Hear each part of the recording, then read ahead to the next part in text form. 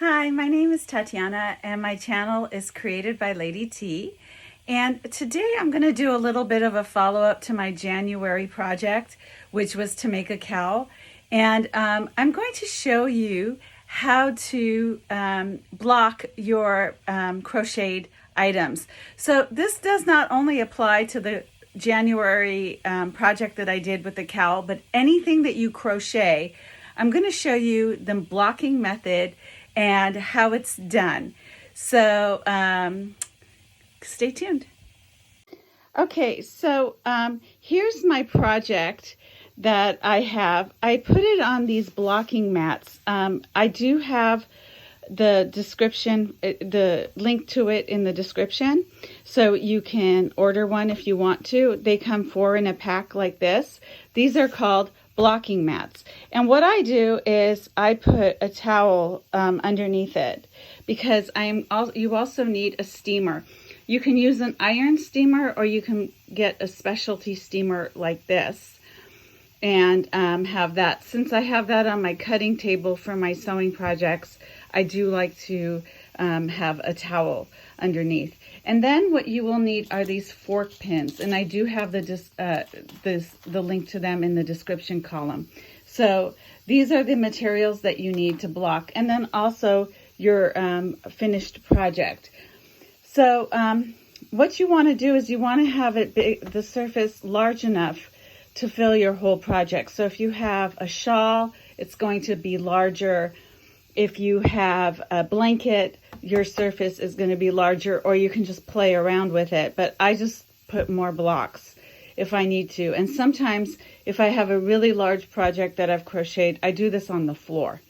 So I'm going to show you how I go about blocking.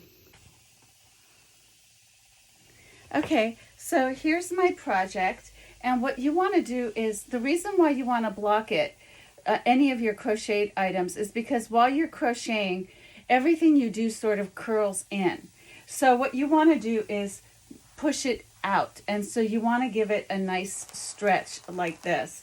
So I take the fork pins that I have, and I just push on it, and get it really, really nice.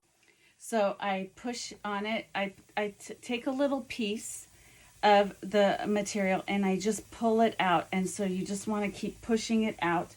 Now you could use other pins if you wanted to, but I think these fork pins are great, and you just want to push as far as possible. Now there are other blocking techniques. This is really most popular for synthetic material. So everything is nice and taut and pulled back. So you want to make sure that you have everything really, really stretched out like this. And then what you do is you take your steamer and you just steam over it like so. And while I'm steaming it, I push on it like this. And so you get it nice and straight. And so all the wrinkles and all the things in your project, the curls when it's curled under while you're crocheting, all of this steam comes off. So I like to keep the steam as close to the material as possible and just push on it, and then kind of take a look at it from a distance to see if it's nice and pulled back. So this also locks in your crocheted stitches so that they don't come apart, which I only learned this technique a few years ago when I was taking a class at Stitches, and it's been working really well, because prior to that I would have stuff come apart and I didn't know why, and it's because I didn't block it. So pushing on it like this and keeping it nice and stretched helps lock in the stitches. It locks in the place, especially for wearables, but I do this for everything. So I block everything that I make, even if it's a pillow, even if it's some other item, I just block it like this. So this is because I'm using the steam because I have synthetic materials. If you have real materials, which I'll talk about in later videos, you want to wash it, but I'll talk about that later. But this is the steaming method. There are other blocking methods, which I will show, but this is synthetic material. And so I got this from Joann, and so this works really well. And so then I just go over it with more steam like this.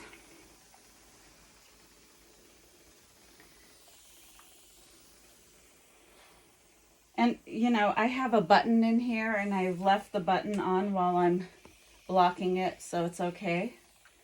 And I just go over it like so. So after you steam this, you want to leave this for a few hours and let it dry, but get the steam right inside the material so it's really absorbing all that steam. And it doesn't seem like it's doing anything, but it really is. And you will see the results later, but you have to let it dry. So then when you're done, you can just turn it off like this. And I will be leaving this for at least 3 hours so that it's nice and dry. And then I'll take the pins out and then I'll be ready to wear this. So that was the method on how to block your crocheted items. If you like this video, give me a thumbs up and subscribe to my channel for more crochet videos.